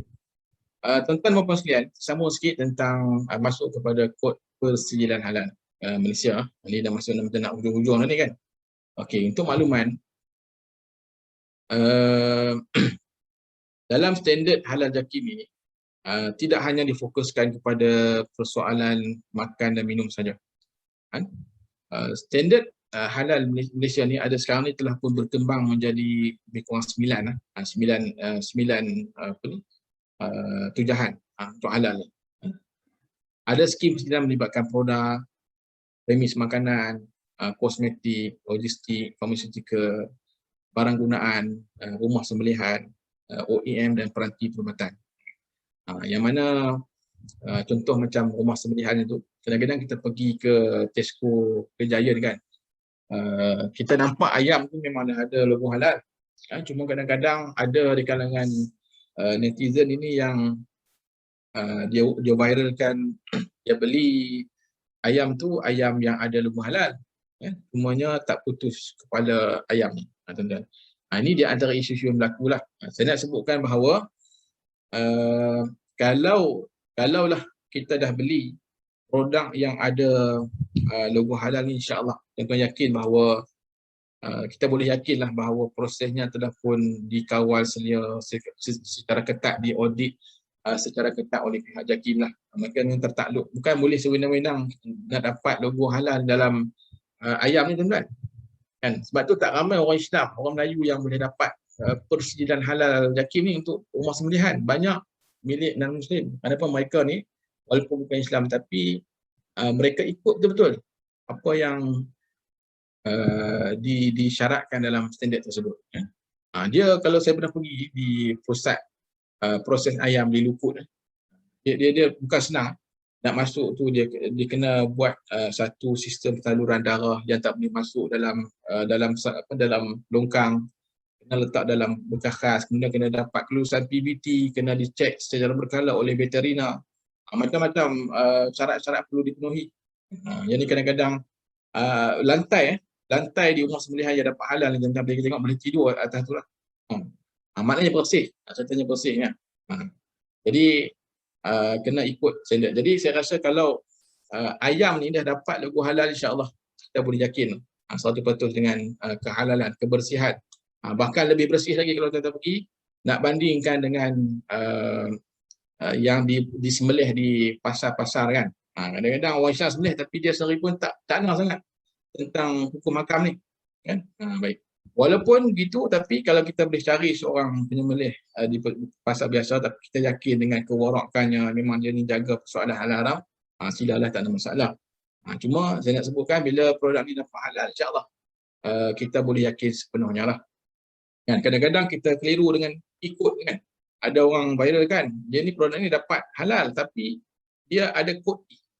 Kan, kadang-kadang kita tak faham tentang konsep kod E tu. Kod E ni adalah kod makanan yang diluluskan oleh European punya kan. Itu European kan. Jadi ada orang kata bila ada kod E sekian ni dia sumber daripada babi. Tidak. Sebenarnya kod E tu je kod untuk haiwan kan. Tapi haiwan ni ada haiwan yang disembelih, haiwan yang tidak disembelih. Jadi maknanya bila dapat logo halal ni, walaupun dia kod E tapi ia adalah kod E yang halal. Baik. Ini dia antara logo-logo halal yang diiktiraf oleh pihak JAKIM lah. Kita bukan sekadar logo halal JAKIM saja. Sekarang ni ada 84 logo halal luar negara yang diluluskan, diiktiraf oleh JAKIM. Jadi kalau tuan-tuan beli produk yang ada 84 logo yang diiktiraf ni, insya-Allah dia boleh disahkan halal lah. Boleh pakai insya-Allah. Ini banyak ni dalam susu ke kan, kadang-kadang kita beli susu anak-anak dia tak ada logo halal JAKIM, tapi sebab dia proses di Singapura, diproses di Thailand, mungkin di New Zealand, tetapi badan yang mengesahkan produk tersebut telah pun diiktiraf oleh JAKIM, so kita boleh belilah dengan selamat insya-Allah. Okey. Ini yang akhirnya saya nak masukkan sikitlah tentang khinzir dan keturunannya. Saya rasa kita pun sebahagian peserta mungkin dah tahu benda ni. Cuma bagi yang tak tahu tu untuk makluman lah. Kan khinzir ni di antara makhluk yang Allah cipta tapi banyak kegunaan. Dari segi lahirnya, saya ingat dia lahir ke bulan. Kan? Bulan 12 ekor punya anak dia. Pengeluar paling besar kat mana tuan-tuan? China. Dia kurang dalam 50% daripada penghasilan khinzir dekat dunia ni datang daripada negara China. Jadi bulunya, kulitnya, tulangnya, darah ataupun serumnya, lemaknya, daging, organ semua boleh buat pakai. Kan?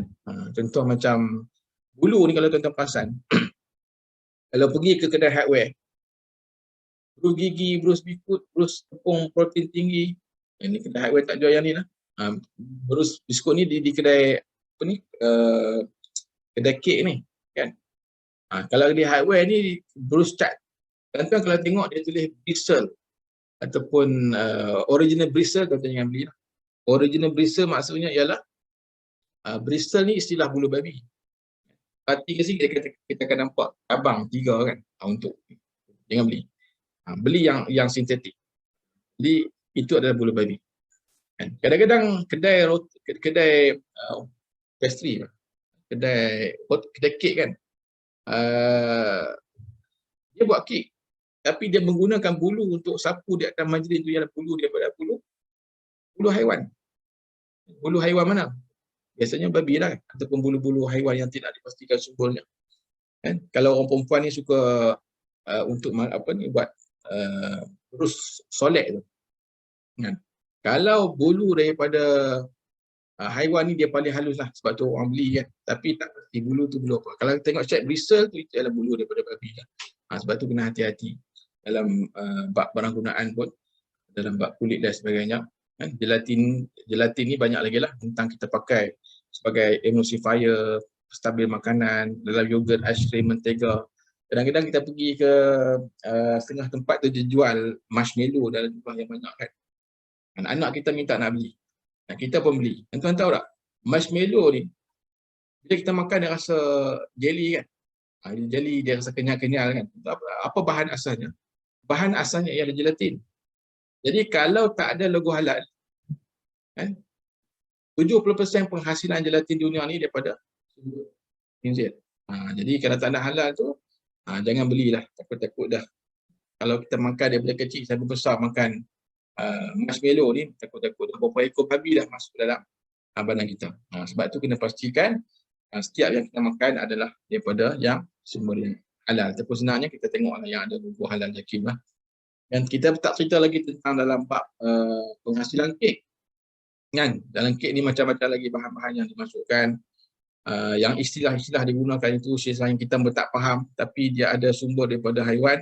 Sebab tu nak beli kek pun kena pastikan kedai kek yang dapat logo halal Al-Jakim. Kalau tidak, kan, tak dapat logo halal, bahan-bahan yang dicampurkan itu kan mungkin perasa durian tapi bahan-bahan lain dia jadi foaming kek, dia nak bagi cantik, nak bagi berkilat tu, itu ada campuran ataupun kita kata halal critical point yang mungkin berasal daripada sumber haiwan. Ini dia antara saya ambil kertas-kertas akhbar lah yang isu-isu yang melibatkan penggunaan sumber yang syubhah, sumber yang haram dalam masyarakat kita. Kan, darah babi dalam puntung rokok, kan, siapa yang isap rokok hari ni berhenti sekejap lah. Hemoglobin haiwan tu diguna dalam penapis. Tapi cerita kat orang rokok dia kita, babi pun babi lah. Kan? Saya kan dapat isap rokok kan. Itu semua dia susah nak tinggal rokok, dia tinggalkan. Berbola ikan ada plasma darah haiwan. Betul tuan-tuan? Kapsul gelatin babi.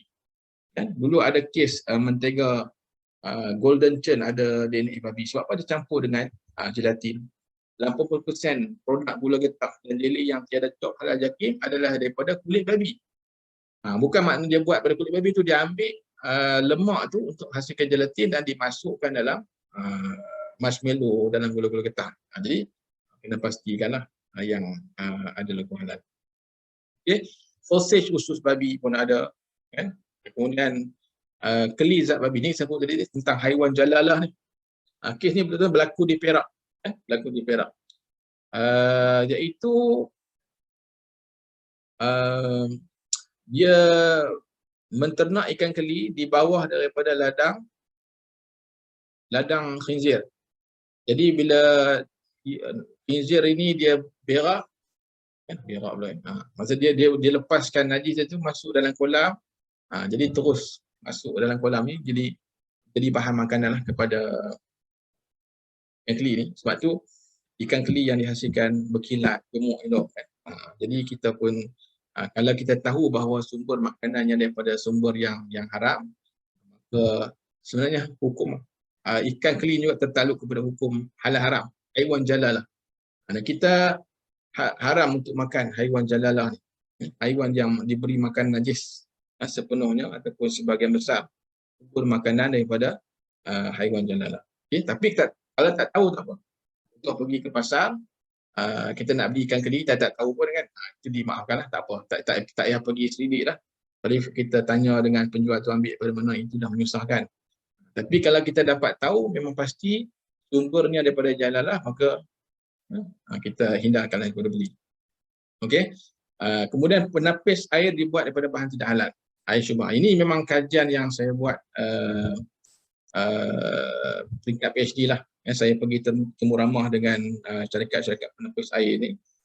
Memang didapati bahawa kalau penapis air yang ada logo halal, kemungkinan besar, saya tak kata semua, kemungkinan besar boleh datang daripada sumber tulang haiwan. Kenapa tuan-tuan?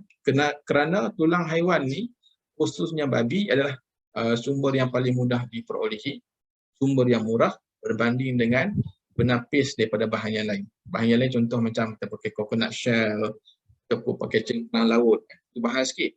Tapi kalau nak kita masukkan, dia warna hitam. Kalau kita tengok dia warna hitam, dia dah dibakar pun. Tapi dia kerana sumber datang daripada negara China. Kalaupun diproses di Singapura dia hanya packaging balik saja. Tapi sumber asal daripada Korea ataupun China ni, maka banyak industri di sana ialah daripada tulang khinzir. Kerana dia paling murah kan. Jadi kalau beli penapis air pun kita pastikanlah yang ada logo halal, bebas kan. Okey. Soalan ada orang tanya pula kan, kalau tak ada logo halal dah pakai lamuan macam mana? Tak apalah, tak tahu tak apa. Tapi kalau nak beli yang baru lepas ni kan, cari yang halal. Tak tahu. Okey, ini isu yang saya sebutkan tadi tentang penggunaan alkohol dalam masakan di hotel-hotel. So kena pastikan kita pergi tu hotel yang dapat halal. Ini isu-isu thayyiban lah. Ini sebagai isu thayyiban yang kenapa dia jadi coloring macam ni ya. Saya tertekan. Okey. Okey. Isu thayyiban ini isu thayyiban yang kita sebut halal dan thayyiban kan. Kalau halal tadi dia gabung dari segi hukum. Thayyiban ni dari segi kebersihan. Ini contoh macam di Pulau Pinang ni, dia uli roti dia pakai kaki je. Sebab tu penting kita cari produk yang halal ni. Kerana kalau kita tak ada orang audit, tak ada pegawai pergi JAKIM pergi cek, semak, mungkin ini yang berlaku. Kilang mihun, kan? Ni keadaan kilang mihun tuan-tuan, dengan najis tikusnya, dengan tikus matinya dan macam-macam lah. Keadaannya dia letak bihun di atas lantai saja. Kemudian dia ambil packaging, letak pula packaging tu letak maklimah. Pakai tudung ke, tutup haji ke. Kalau letak masjid lagi kita beli lah. Hati-hatilah, pastikan yang halal. Lebih baik lagi kalau dapat cari produk orang Islam.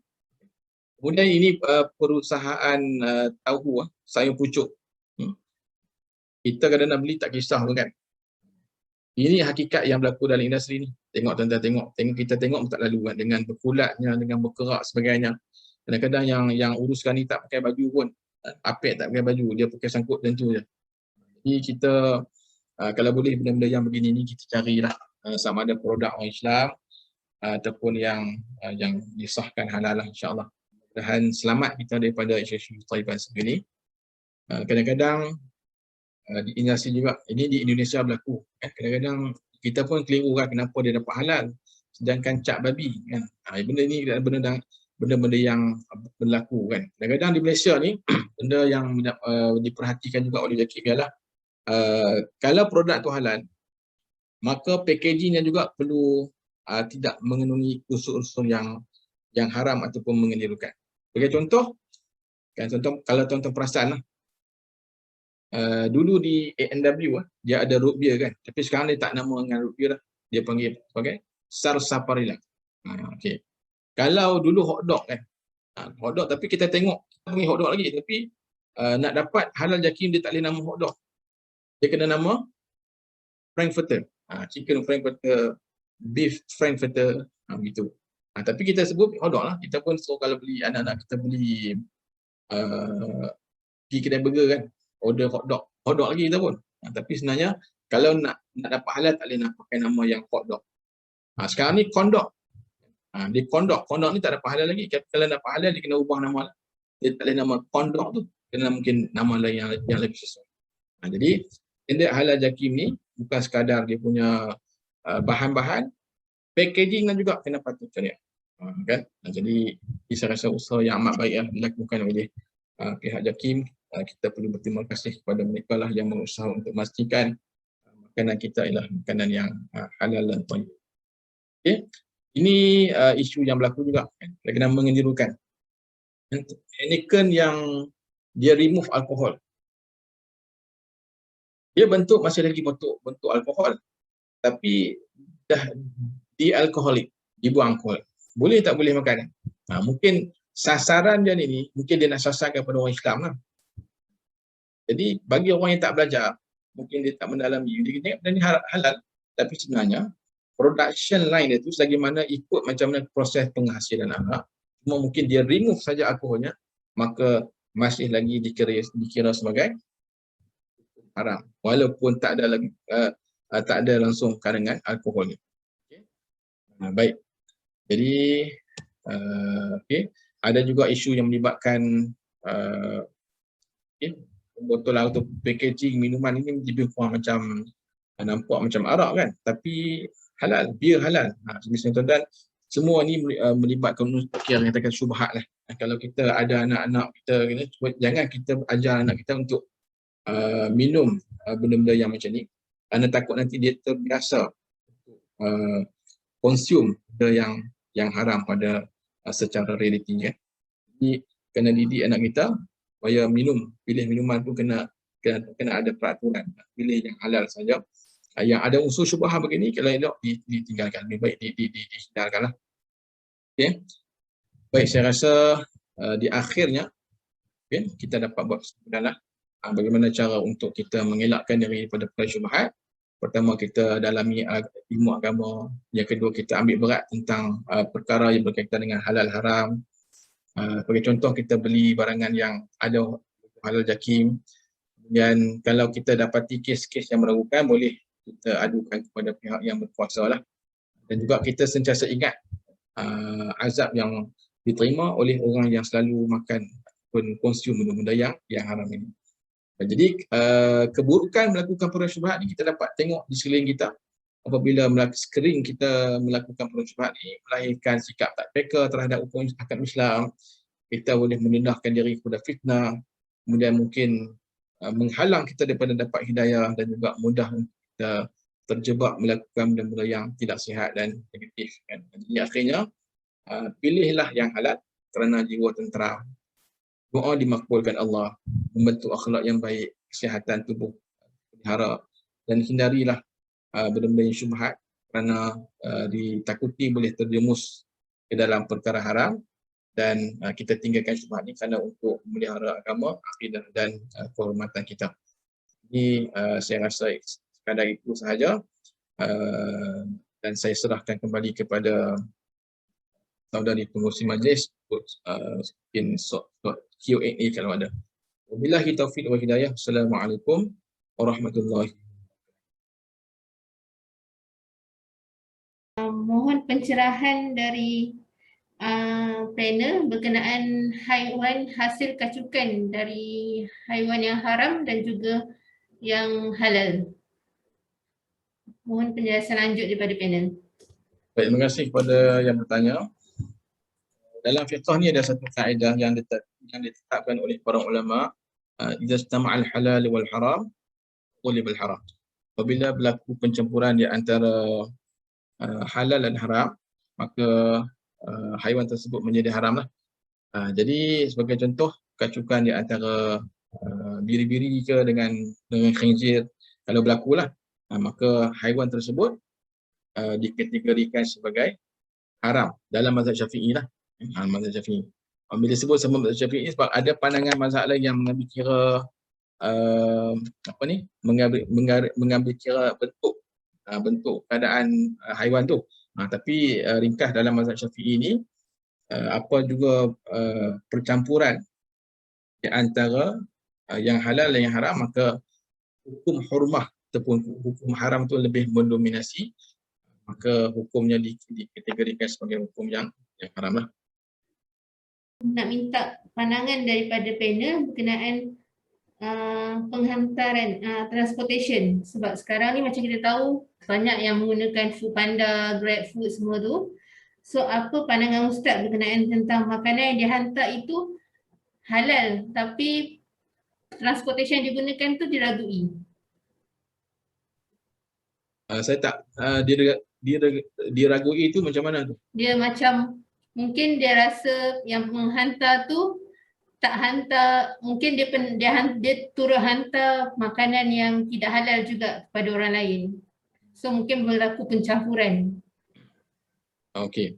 Dalam fiqh ni ada satu kaedah al-yaqin la yazulu bisyak. Kaedah fiqh ni sebut keyakinan tidak boleh dihilangkan dengan syak lah. Jadi kalau kita yakin kita dah beli makanan yang halal, kita search dalam GrabFood ataupun Foodpanda tu memang kita dah confirm daripada penjual yang halal. Jadi yang hantar kepada kita tu kita anggap halal lah, halal. Kerana kebanyakan yang menghantar pun orang Islam kan, kecuali saya penting juga ni memang kalau kita confirm memang penghantar ni memang selalu dia akan campurkan di antara yang haram dengan halal. Makanan babi pun dengan dicampur dengan nasi ayam kan. Yang tu sebenarnya masih lagi halal. Cuma kalau dari segi persediaan halal tak lepas lah. Cuma benda tu yang kita bincangkan konteks logistik tadi, kalau satu syarikat ni dia nak apply halal certification memang takkan lepas lah, memang tak akan dapat sedia halal. Cuma dalam konteks Foodpanda ni kita boleh konsum lagi benda tu kan, cumanya menjadi tanggungjawab lah pada orang penghantar, sebab kebanyakan yang hantar ni orang Islam kan. Jadi kalau boleh dia hanya hantar barangan makanan yang halal sajalah. Ini juga tanggungjawab yang perlu dia fahami sebagai seorang Islam, tidak boleh campurkanlah di antara yang halal dan haram. Tapi bagi kita yang dah beli ni, maka kalau kita tidak tahu maka dimaafkan. Bolehlah. Okay. Ada tak kes yang sudah dibicarakan di mahkamah di bawah APD atau Pihak Dagangan 2011 setakat ini? Mungkin panel boleh kongsikan. Okay. Saya sebenarnya nak kongsikan lanjut. Saya pun kurang info, tapi dalam APD yang baru ni telah pun dinaikkan dia punya denda lah kan. Tapi untuk kes-kes yang yang jelas didakwa tu saya tak pasti. Jadi mungkin boleh dirujuk kepada ni lah, kepada pihak berkuasa lah. Walaupun kita ada Akta Perdagangan tu, tapi sejauh mana pelaksanaan tu masih lagi mungkin mungkin tak banyak. Tapi mungkin ada. Jadi kalau untuk nak mendetailkan pun saya tak ada pendetailan untuk perkara itu, jadi saya tak boleh nak jawab lah. Tapi saya rasa ada kan? Ada yang didakwa mungkin khususnya yang melibatkan penggunaan logo penyalahgunaan logo halal. Penyalahgunaan logo halal ada yang berlaku. Maknanya barang ni tak halal tapi dia top dengan logo halal. Dalam kes katal daging tu saya rasa wallahu alam sama ada mereka menggunakan APD atau tidak. Ada kes katal daging, kes daging frozen ni memang daging tu tak halal. Kan? Daging tak halal, cumanya dia dipalsukan, letakkan logo halal. Tapi kalau ikut dalam APD memang boleh didakwa lah. Tapi kes tu pun saya rasa mungkin tengah di dalam proses mahkamah lah. Jika sabun mandi itu dibuat daripada minyak terpakai, tapi sumber minyak itu adalah haram, mungkin minyak yang daripada restoran non-Muslim contohnya, macam mana dengan sabun yang dihasilkan itu? Adakah masih boleh memohon sijil halal ataupun tidak?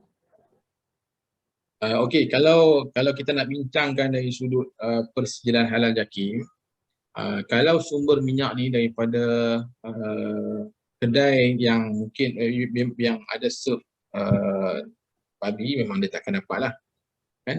Jadi kena pastikan. Saya rasa minyak terpakai ni pun wallahualam sama ada JAKIM boleh consider sebagai halal dan thayyib atau tidak kan. Tapi kalau untuk penggunaan sendiri, macam kita boleh relate dengan kaedah tadi lah, al-yaqin la yazulu bisyak itu, kalau kita tak pasti kan, kalau kita tak pasti, kalau tak tahu tak apa kan? Tak tahu tak apa, tapi cari yang halal pun baiklah, lebih selamat. Konsepnya kalau tak tahu tak semestinya haram, tapi sebagai kewajipan kita, kalau ada alternatif daripada sabun yang memang ada logo halal, pakai yang tu lah.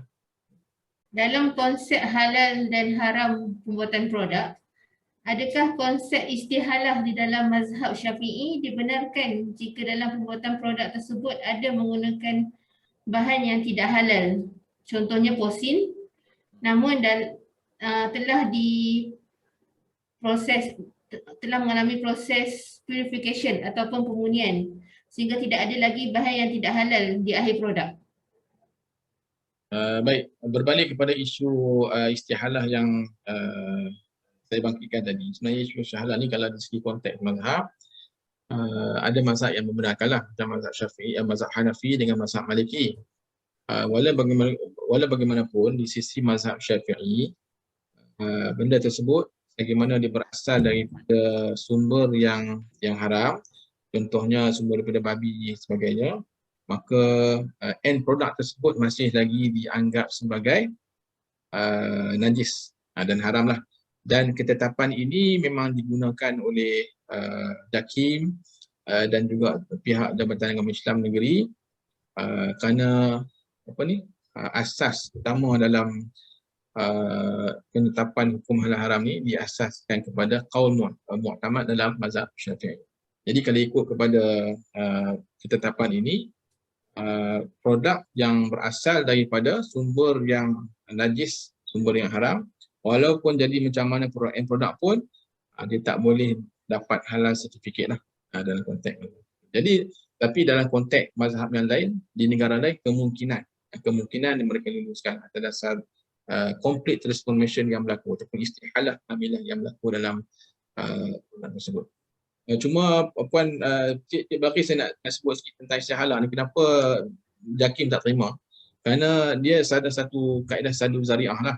Sebab kalau kita terima proses istihalah ini dalam penetapan hukum halal haram, maka tak perlulah kita buat persediaan halal ni. Kerana semua dah memang kebanyakan daripada sumber haram, semua dah proses tak jadi babi dah jadi benda lain.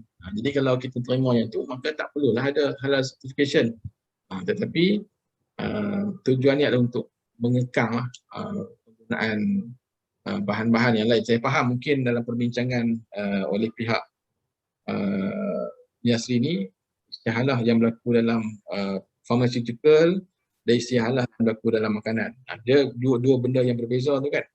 Jadi mungkin boleh diperincikan juga oleh pihak JAKIM. Istihalah pharmaceutical begini, istihalah dalam makanan. Tapi kenapa tak terima istihalah? Dengan takut kalau kita salah faham, kita buat ketetapan terima istihalah dalam pharmaceutical ni, orang akan anggap dalam soal makanan pun akan boleh. Kalau contoh haiwan ternakan kita makan makanan yang haram, kemudian kita dapat tahu tapi kita nak sembelih dia, jadi kita perlu sucikan dia dahulu ke? Kalau perlu, bagaimana kita nak sucikan dia dari makanan yang haram yang telah dimakan, ataupun memang tidak boleh makan langsung haiwan ternakan kita itu? Okay, Ustaz. Kau kena tangkap pun mesti basuh lah ni. Okey, sebenarnya ni haiwan jalalah ni, kita kena faham konsep lah, sebab ni soalan ni berkaitan dengan haiwan jalalah. Haiwan jalalah ni ialah haiwan yang sumber pemakanan itu memang sepenuhnya daripada najis ataupun sebahagian besar daripada najis lah. Contoh macam kita bela ikan keli, memang tiap-tiap hari kita bagi babi ke dia. Setiap hari kita makanan busuk. Itu jadikan dalam konteks haiwan jalalah lah. Jadi haiwan jalalah dalam mazhab Syafi'i kita boleh makan dengan syarat kuarantin lah. Kena kuarantin tu, macam kita kuarantin orang ni kena kuarantin lah. Haiwan pun kena kuarantin dan dimakan makanan bersih sekira-kira menghilangkan bau najis. Jadi sebenarnya dalam mazhab Syafi'i pun makruh lah. Yang haram tu dalam mazhab Hambali. Dalam mazhab Syafi'i hukumnya makruh. Makruh kenapa? Makruh kerana bau najis. Tapi kalau kita belayam, saya tengok ayam tu makan cacing ke, ayam tu makan tai ya. Jadi dalam konteks tu tak perlu lebih tangkap ayam sembelih. Sebab dia ulama kata ayam ni kalau kita bela macam ayam kampung kan, kita bela makan kampung kita tu, dia itu tak masuk dalam kategori haiwan jalalah. Kerana mungkin dia akan termakan juga najis ni, tapi mungkin bukan sepenuhnya dia akan makan daripada bejiri, daripada nasi orang buang kan. Jadi kalau tak sepenuhnya maka tak perlulah. Jadi kita nampak ayam tu makan benda yang kotor, sebenarnya kita pergi tangkap sembelih. Tak perlu macam tu lah. Jadi dalam konteks jalalah yang kita bincangkan ni lah, kalau memang betul-betul kita ternak haiwan tu, memang kita sengaja bagi makanan najis. Ataupun haiwan ke, lembu ke, ataupun ikan keli tadi ke, yang tu yang kita masukkan dengan haiwan jalalah. Jadi kesimpulan kalau jawab soalan ni, tak perlulah. Kalau sesekali kita tengok je makanan ni, tak perlu. Kalau kita anggap banyakkan makanannya daripada bahan yang halal lah. Walaupun dia seekor haiwan. Serangga tu haram tak? Okay. Serangga serangga ni, ni soalan yang dua jawapan berbeza ni. Dia termasuk dalam kategori al-khabith sebenarnya serangga ni. Wa yuharrimu alaihimul khaba'ith al-khabith. Baik, jadi serangga ni kalau kita kaji dari segi hukum haiwan, dia termasuk dalam hasyarat ataupun hasyarat serangga. Jadi serangga ni dia anggap sebagai haiwan jijik lah, tak boleh makan. Cumanya ada satu perbahasan dari segi kenajisannya. Dan kita haram makan kerana khabith, jijik, contoh macam kutu, lipas dan sebagainya. Kan? Kita tak jadi makanan, tapi dalam konteks kenajisannya itu, maka ulama mengatakan bahawa serangga yang tidak mengandungi damun sa'il, laisa laha damun sa'il, tidak mengalir darahnya, dia tidak najis. Tidak najis. Bangkai tidak najis, tapi untuk makan tak boleh. Tapi digunakan juga dalam kokonat. Kita tengok kokonat, pewarna kokonat yang kita buat masukkan dalam makanan ke, ada yang buat gincu kan. Dia kokonat. Kokonat itu daripada female bugs, daripada kumbang betina. Kerana dia boleh menghasilkan warna yang menarik. Jadi fatwa di Malaysia meluluskan penggunaan kokonat ini dengan kadar yang tertentu lah. Di Malaysia harus, tapi di Brunei tidak tidak dihalalkan. Kan? Wallahualam. Apakah nasihat untuk usahawan yang baru ingin menceburi industri halal? Dan apakah langkah pertama yang perlu diambil? Susah nak jawab soalan ni sebab kita pun bukan usahawan. Saya ni penceramah speaker kan. Tapi saya nak siapkan kalau usahawan yang ingin menceburi bidang halal ni, langkah pertama ialah kita kita cuba untuk memenuhi, kalau kita nak target produk kita ni menembusi pergi dengan lebih jauh, maka kita bolehlah untuk refer kepada persidangan halal ni juga. Contoh kita buat maknanya kita mengusahakan budu ke, mengusahakan pokok lekor ke sebagainya, kita boleh dekati pihak JAKIM lah untuk mendapat persidangan halal ni kan. Ni saya cakap dalam konteks halal lah kan. Sebenarnya halal ni dia rumit, dia rumit, tapi taklah kita tak boleh buat. Tapi maknanya mungkin kurang pendedahan kenapa kepentingan adanya logo halal. Kalau kena ada logo halal, produk lain tak ada logo halal, tapi dari segi kualiti dah terjamin, dan insya-Allah akan dapat